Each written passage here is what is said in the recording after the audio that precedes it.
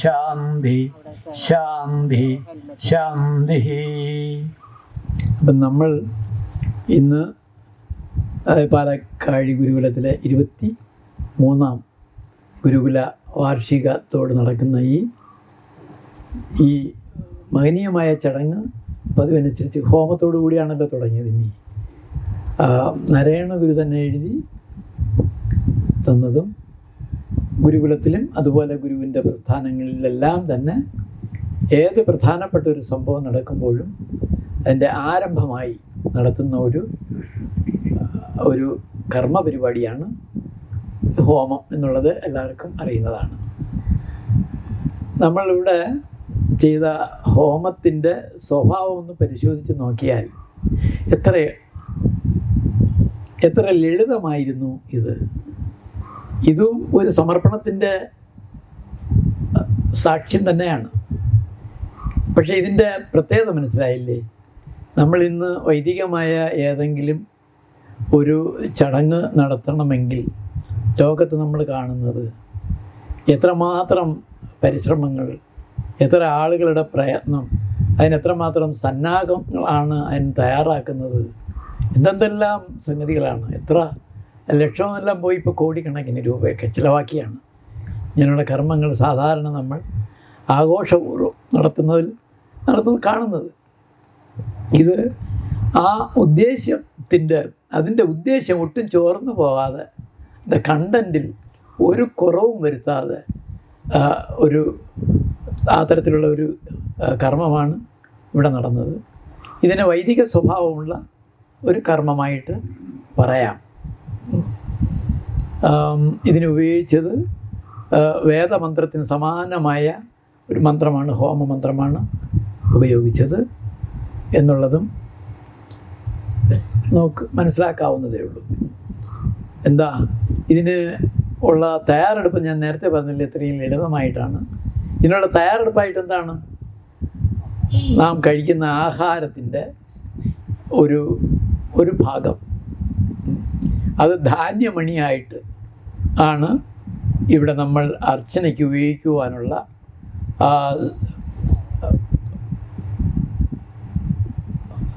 സാധന സാമഗ്രിയിൽ പ്രധാനമായിട്ടും നമ്മൾ എടുത്തിട്ടുള്ളത് ഈ പയറ്, പരിപ്പ്, നെല്ല്, ഇങ്ങനെയൊക്കെ ഉള്ള നമ്മൾ കഴിക്കുന്ന ഇങ്ങനെ നമ്മൾ ആഹാര സാധനത്തിന് ഉപയോഗിക്കുന്നതിൻ്റെ പ്രതീകമായിട്ടാണ്. ഇത് പ്രതീകമായിട്ടുള്ള ഒരു ചടങ്ങാണ് ഇവിടെ നമ്മൾ നടത്തിയതെന്ന് പ്രത്യേകം പറയേണ്ടതില്ല. അത് കുറച്ച് ഇലകളിൽ ധാന്യ സാധനങ്ങൾ ഒരുക്കി വെച്ച് ചെറിയ ഒരു മൺപാത്രത്തിൽ അല്ലെങ്കിൽ ഹോമം നടത്താൻ വേണ്ടുന്ന ഹോമകുണ്ഡത്തിൻ്റെ സ്ഥാനത്ത് ചെറിയ ഒരു പാത്രം വെച്ച് അതിൽ ചെറിയ വിറക് കമ്പുകൾ അടുക്കി ഉണങ്ങിയ വിറക് കഷ്ണങ്ങൾ ഒരു സൗന്ദര്യത്തിനൊരു ചേലിന് അടുക്കി വെച്ച് ഇതിൻ്റെ എല്ലാം ഒരു ദേവത അല്ലെങ്കിൽ ഒരു മൂർത്തിയെ സങ്കല്പിച്ചുകൊണ്ട് ഗുരുവിൻ്റെ ഒരു ചിത്രവും വെച്ച് അവിടെ ഒരു വിളക്കം കത്തിച്ച് 4 പേര് 3 ഇപ്പം നമ്മളിവിടെ എത്ര പേരുണ്ടായിരുന്നു? ഒരാൾ ഈ കർമ്മം ചെയ്യാനും 2 പേര് അപ്പുറത്തും ഇപ്പുറത്തുമായിട്ട് 5 ആളുകളിരുന്ന് ഈ കർമ്മം ഇവിടെ നിർവഹിച്ചു. അപ്പോൾ ഇതിന് ആദ്യം ഒരു മന്ത്രം ചൊല്ലുന്നുണ്ട്. ഹോമമല്ലേ, സമർപ്പണമല്ലേ, അർപ്പണമല്ലേ. അതിനൊക്കെ എത്രയോ ആയിരം വർഷങ്ങളായി ഭാരതീയമായി നടന്നു പോരുന്ന ഒരു ചടങ്ങിൻ്റെ ഒരു ഭാവമാണ്, ഒരു രൂപമാണ്. എത്രയും സിമ്പിളായി നമ്മൾ ഈ ചെറിയൊരു കൂട്ടായ്മയിൽ ഗുരുപൂജയ്ക്ക് നമ്മൾ തുടക്കം കുറിക്കാൻ ഉപയോഗിച്ചത്. ഒരു 50 രൂപയുടെ അല്ലെങ്കിൽ ഒരു 100 രൂപയുടെ അങ്ങനെ കണക്കാക്കുകയാണെങ്കിൽ ഒരു 100 രൂപയുടെ ചിലവിനുള്ള പദാർത്ഥങ്ങൾ പോലും നമ്മളിവിടെ ഒരുക്കിയിട്ടില്ല. അതാണ് ഞാൻ പറഞ്ഞത്, ഇത് പ്രതീകാത്മകമായി നാം ചെയ്യുന്ന ഒരു ചടങ്ങാണ്. ഇത് സമർപ്പണത്തിൻ്റെ ചടങ്ങാണ്. എന്നിട്ട് തീ കൊളുത്തുന്നു, ഹോമകുണ്ഡത്തിലേക്ക് തീ കൊളുത്തുന്നു. തീ കൊളുത്തുമ്പോൾ നാം ചുറ്റുമിരിക്കുന്ന നമ്മൾ അതുവരെയുള്ള ആ മനോഭാവത്തിൽ നിന്ന് വളരെ വ്യത്യാസമുള്ള ഒരു അന്തരീക്ഷത്തിനാണ് നാം സാക്ഷിയാകുന്നത്. അപ്പോൾ ആ തീ മഞ്ഞയും ചുവപ്പും കലർന്ന ആ തീ ജ്വാല മുകളിലോട്ട് ഇങ്ങനെ വരുമ്പം അറിയാതെ നമ്മൾ പറഞ്ഞു പോകുന്നു, അഗ്നേ അല്ലയോ അഗ്നേ, അഗ്നേ തവയ തേജസ്തഭ്രാമം. ആദ്യം ഓം എന്നുള്ള പ്രണവ മന്ത്രം ഉച്ചരിക്കുന്നു. ഓങ്കാരം ഉച്ചരിച്ചുകൊണ്ടാണ് ആ മന്ത്രം തുടങ്ങുന്നത്. നാരായണ ഗുരു എഴുതിയ ഹോമമന്ത്രം. ആ പ്രണവമന്ത്രം എന്താണ് അതിനെ അർത്ഥമാക്കുന്നത്? എല്ലാവർക്കും അറിയാം. ഓങ്കാരമെന്ന് പറയുന്ന പ്രണവമന്ത്രം ഈ എല്ലാം ഉൾക്കൊള്ളുന്നതാണ്. അത് മാണ്ഡൂക്യ ഉപനിഷത്തിൽ കൂടി ആ മന്ത്രം വിശദീകരിക്കുന്നുണ്ട്. അതിലെന്താണ് പറയുന്നത്? ഓങ്കാരം പ്രണവം എന്ന് പറയുന്നത് എല്ലാ കാലങ്ങളിലും എല്ലാമായിരിക്കുന്നതും, എല്ലാ കാലങ്ങളിലും ഭൂതവർത്തമാന ഭാവിക്കെല്ലാം സാക്ഷിയായിരിക്കുന്നതും അതെല്ലാം ഉൾക്കൊള്ളുന്നതും ആയിട്ടുള്ളതാണ് എന്ന് പറഞ്ഞാൽ ഓം ഇതിലില്ലാത്ത ഒന്നും തന്നെ ഇല്ല. എല്ലാമെന്നും എല്ലാമായിരിക്കുന്നതും എന്നും ആയിക്കൊണ്ടിരിക്കുന്നതെന്നും അർത്ഥം വരുന്ന ഒരു മഹാമന്ത്രമാണ്. അത് നമ്മുടെ 4 വേദങ്ങളിൽ ഋഗ്വേദം തുടങ്ങുന്നത് ഓം എന്നുള്ള പ്രണവമന്ത്രത്തോടു കൂടിയാണ് ഋഗ്വേദം തുടങ്ങുന്നത്.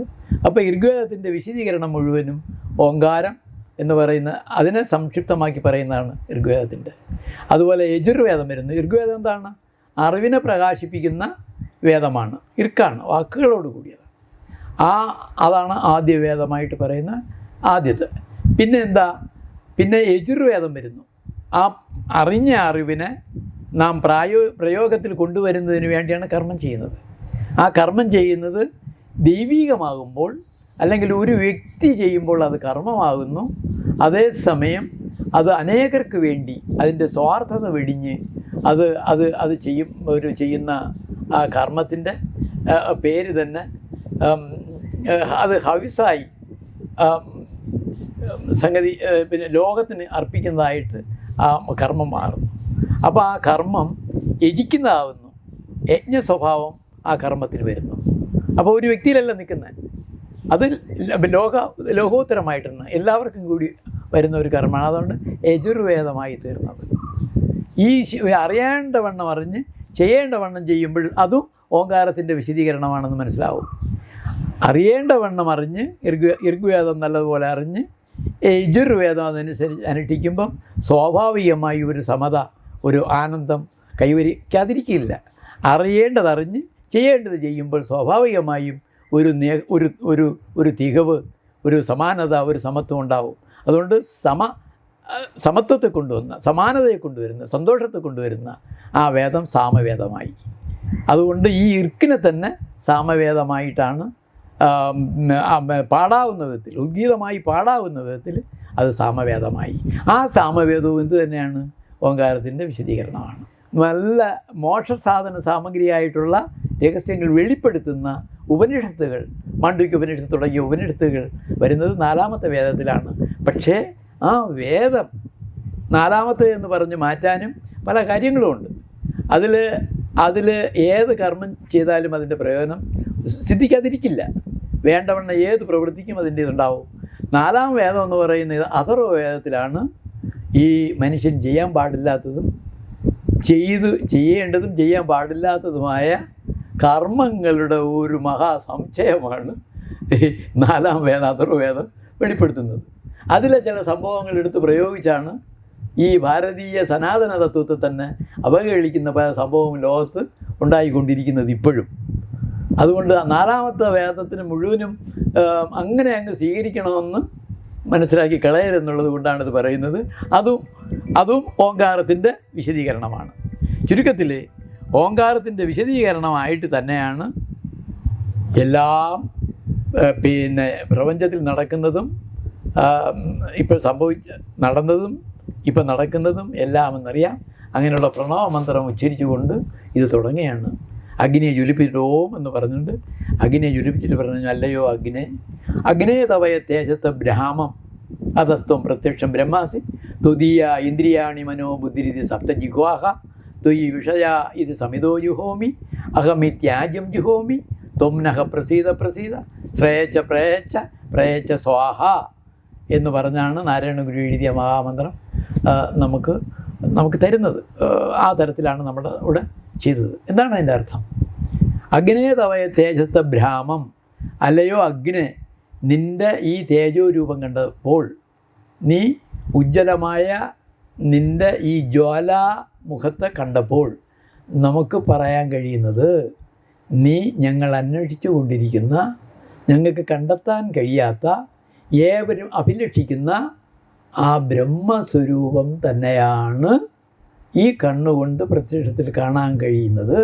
അതുകൊണ്ട് അപ്രമേയമായിരിക്കുന്ന, അദൃഷ്ടമായിരിക്കുന്ന അതാണ് ബ്രഹ്മമെങ്കിലും, അല്ലയോ അഗ്നെ, നിൻ്റെ പ്രഭാവം കൊണ്ട് ഞങ്ങൾ നിന്നെ കാണാൻ കഴിയുന്ന ബ്രഹ്മമായി സങ്കല്പിക്കുന്നതാണ്, സമ്മതിക്കുന്നതാണ്. ഭയങ്കര സംഭവം.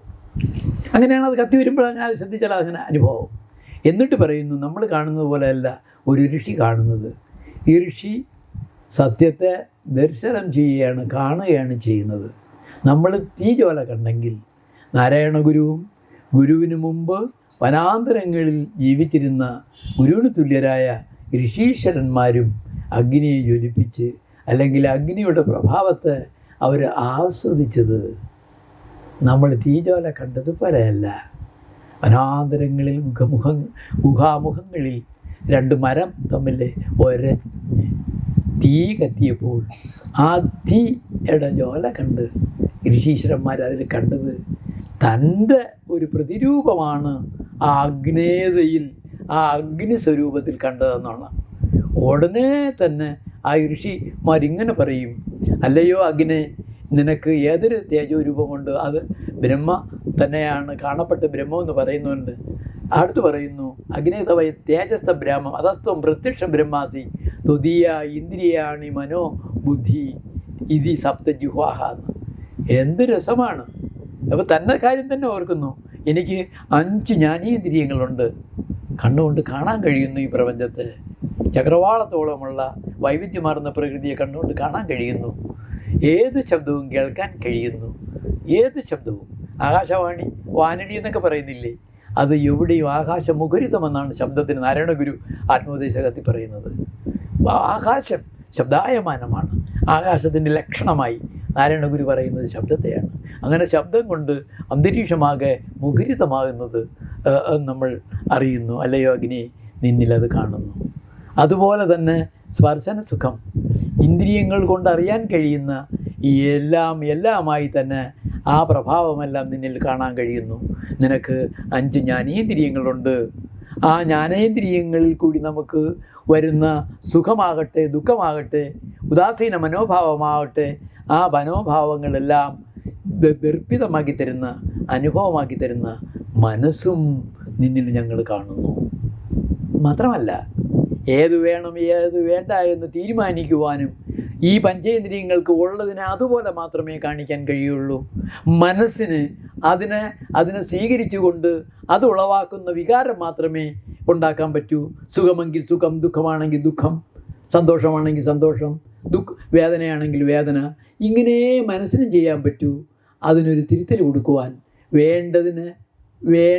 വേണ്ടതായി സ്വീകരിക്കുവാനും വേണ്ടാത്തതിനെ തള്ളുവാനും ഉള്ള ഒരു പവർ, ഒരു തിരിച്ചറിവിൻ്റെ ഒരു പവർ നീ എനിക്ക് ബുദ്ധിയായി തന്നിരിക്കുന്നു. അതെല്ലാം അഗ്നിയിൽ ഋഷിയായ നാരായണ ഗുരു കാണുന്നു. കണ്ടിട്ട് പറയുന്നു, അഗ്നേ തവ തേജസ്ഥ ബ്രാഹ്മം അതസ്ത്വം പ്രത്യക്ഷ ബ്രഹ്മാസി ത്വദീയ ഇന്ദ്രിയാണി മനോബുദ്ധിരിതി സപ്ത ജിഹ്വാഹ. ജിഹ്വ എന്ന് പ്രയോഗിച്ചിരിക്കുന്നു. ഏതിനാണ്? അതാണ് അതിക്കാനുള്ളതാണ്, നാവായിട്ടാണ് പറഞ്ഞിരിക്കുന്നത്. അത് നമ്മൾ വളരെ ശ്രദ്ധിക്കേണ്ട ഒരു കാര്യമാണ്. ഈ അഗ്നി എന്താണ് ചെയ്യുന്നതിന്? ഈ എല്ലാം തന്നിൽ പൂർത്തീകരിക്കുകയാണ് ചെയ്യുന്നത്. ബേൺ ഇൻ ടു ആഷസ് എന്നല്ലേ പറയുക. അഗ്നിക്ക് ഇട്ടുകൊടുക്കുന്നത് ഏതും ഭസ്മമാക്കി തരും. അപ്പോൾ അതാണ് അതിൻ്റെ ഒരു സ്വഭാവം. അത് ഗുരു പ്രത്യേകം അവിടെ ഓർമ്മിപ്പിക്കുന്നുണ്ട്. അതുകൊണ്ട് പറയുന്ന അതിന് ഈ നിനക്ക് അതിക്കാനുള്ള, നിനക്ക് ആസ്വദിക്കാനുള്ള, രുചിക്കാനുള്ള 7 നാവുകളായിട്ടാണ് ഞങ്ങൾ കാണുന്നത്. ഋഷികളായ നാരായണ ഗുരു കാണുന്നതല്ലയോ അഗ്നി എന്ന് പറഞ്ഞിട്ട്, നിന്നെ നിലനിർത്തുന്നതിന്, നിൻ്റെ പ്രഭാവം ഇനിയും തെളിഞ്ഞു നിൽക്കുന്നതിന് വേണ്ടി നിനക്ക് ഇന്ധനമായിട്ട് അഹമിത് സമിതോ ജുഹോമി, സമിത്തിനെ ഞാൻ നിന്നിൽ അർപ്പിക്കുന്നു. സമിത്ത് എന്ന് വെച്ചാൽ വിറവ് കഷ്ണം. അഗ്നി തുടർന്നു പോകാൻ ഇന്ധനമായിട്ടുള്ളത് എന്താണ്? വിറവ് കഷ്ണം. ആ വിറവ് കഷ്ണത്തിൻ്റെ കൂടെ നമ്മുടെ ഒരുക്കി വച്ചിരിക്കുന്ന നമ്മുടെ ശരീരത്തിൻ്റെ തന്നെ ഒരു സംക്ഷിപ്ത ഭാവമാണ് ആഹാരം. നമ്മൾ രണ്ടാമത്തെ വായിച്ച ആ ഉപനിഷത്തിൽ എന്താണ് പറയുന്നത്? അന്നം ബ്രഹ്മേതി വ്യജാനാത് എന്നാണ് പറയുന്നത്. അന്നം തന്നെയാണ് ബ്രഹ്മം. എന്തുകൊണ്ടാണ്? അന്നത്തിൽ നിന്നാണ് എല്ലാ ജീവജാലങ്ങളും ഉണ്ടാകുന്നത്. അന്നം കൊണ്ടാണ് ആ ജീവൻ നിലനിർത്തുന്നത്. വീണ്ടും അത് പോയി ലയിച്ച് പിന്നീട് ഉള്ളതിന് അന്നമായി തീരുകയും ചെയ്യുന്നു. വാഴയും വാഴക്കന്നും നോക്കിയാൽ അത് നമുക്കറിയാൻ പറ്റും. അന്നമായി തീരുന്നു. അതുകൊണ്ട് അന്നം ബ്രഹ്മമാണെന്ന് പറയുന്നു. ഇതേ അന്നം തന്നെയാണ് അടുത്ത് പ്രാണനായി തീരുന്നത്. നമ്മുടെ ശരീരത്തെ മുഴുവനും ചേഷ്ടിപ്പിക്കുന്ന. പ്രാണൻ പോയാൽ ഉണ്ണികളെ പുനരുണ്ടാവൂലെന്ന് അമ്മ പറഞ്ഞു. പ്രാണൻ പോയി നിന്നാൽ എല്ലാം നിന്നു. വൈദ്യന്മാരിതാ സന്തോഷപ്പെട്ടിരിക്കുന്നു. വൈദ്യന്മാർ അവസാനം ഒരു നിവൃത്തിയില്ലാത്ത ഒരു കേസ് കൊണ്ടുവന്ന് കാണിച്ചാൽ ആളെന്ത് ചെയ്യും? നാടി പിടിച്ച് നോക്കും. അവിടെ പിന്നെ ചൂട്, ആ പൾസേഷനിൽ ചൂട് വെച്ചെങ്കിൽ അങ്ങേര് സന്തോഷ ഡോക്ടറായിരുന്നാലും ഏത് ഡോക്ടറായിരുന്നാലും excuse me, I am sorry എന്ന് പറഞ്ഞിട്ടങ്ങ് പോകും. ആ കൂടി നോക്കുന്ന ചൂടാണ്, ഈ ഞരമ്പിൻ്റെ ചൂടാണ്. അതാണ് പ്രാണൻ. അപ്പോൾ പ്രാണൻ ആണ് ഈ ശബ്ദമായിട്ട് നിങ്ങൾ കേൾക്കുന്നത്. ഞാൻ പ്രാണൻ എക്സ്പെൻഡ് ചെയ്താണ് ശബ്ദമായിട്ട് നിങ്ങൾ കേൾക്കുന്നത്. നിങ്ങൾ കേൾക്കുമ്പോൾ that much of energy you are also expending. അത്രയും നിങ്ങൾ കേൾക്കുന്ന ശബ്ദം കൊണ്ട് നിങ്ങളുടെ പ്രാണനെയാണ് നിങ്ങൾ ഈ ശബ്ദം കേൾക്കുന്നതിന് വേണ്ടി വിനിയോഗിക്കുന്നത്. അപ്പോൾ ഏതിനും ഇന്ധനമായിരിക്കുന്നത് പ്രാണനാണ്. എനിക്ക് പറയുവാൻ ശക്തിയായിരിക്കുന്നത് പ്രാണശക്തിയാണ്. നിങ്ങൾ എന്തിന് കേൾക്കുന്ന നിങ്ങൾ അത്രയും ശബ്ദം നിങ്ങളുടെ ചെവിയുടെ ചെണ്ടയിൽ വന്ന് അത് തട്ടുമ്പോൾ അത് മീനിങ്ങായി വിരിഞ്ഞു വരുന്നതിന് നിങ്ങളെ സഹായിക്കുന്നതിനുള്ള ഇന്ധനം നിങ്ങളുടെ പ്രാണനാണ്. എന്ത് രസമാണ് ഋഷീശ്വരന്മാർ കണ്ടിരിക്കുന്നത്. അപ്പോൾ അതാണ് ഈ പറയുന്നത്. അതുകൊണ്ട് പറയുന്നു അന്നം പ്രാണനാണ്.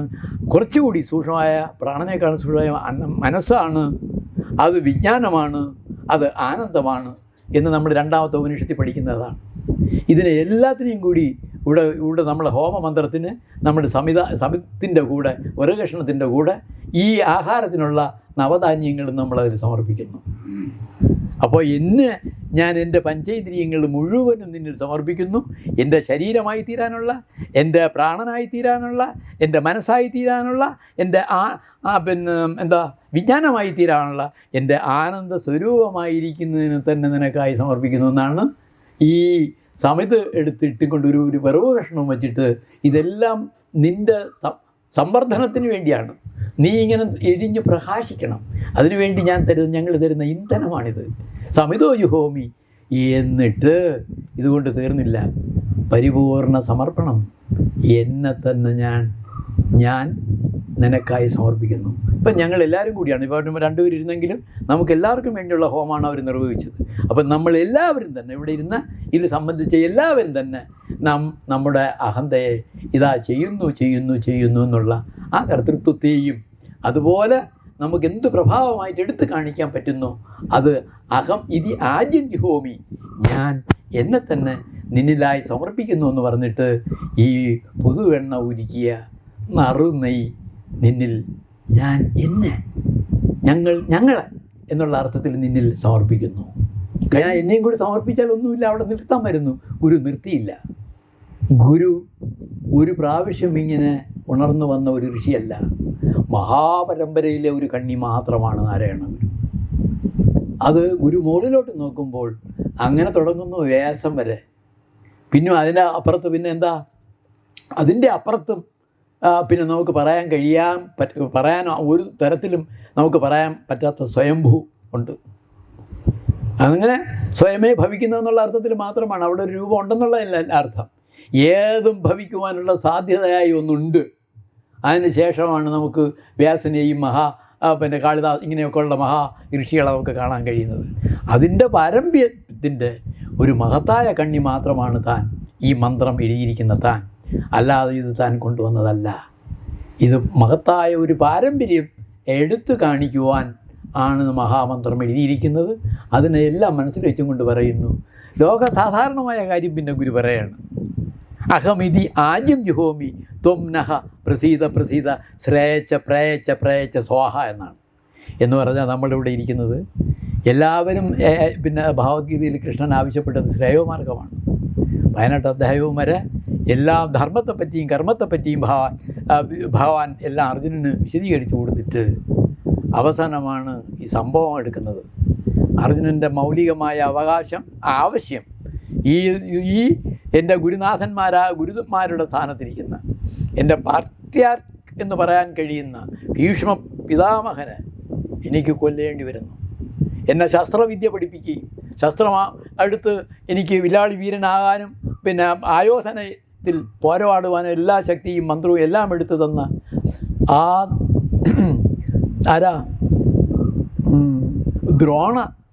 ദ്രോണരെയാണ് എനിക്ക് കൊല്ലേണ്ടി വരുന്നത്. എനിക്ക് അഭിമുഖമായി നിൽക്കുന്ന ദ്രോണർക്കെതിരാണ് എനിക്ക് ശസ്ത്രമെടുത്തു തന്ന എന്നെ ഈ കല പഠിപ്പിച്ച മഹാ ആചാര്യനായ ആ ദ്രോണർക്ക് നേരെയാണ് ഇത് പ്രയോഗിക്കേണ്ടി വരുന്നത് കൃഷ്ണ എന്നെല്ലാം പരിതപിക്കുന്നില്ലേ അർജുനൻ.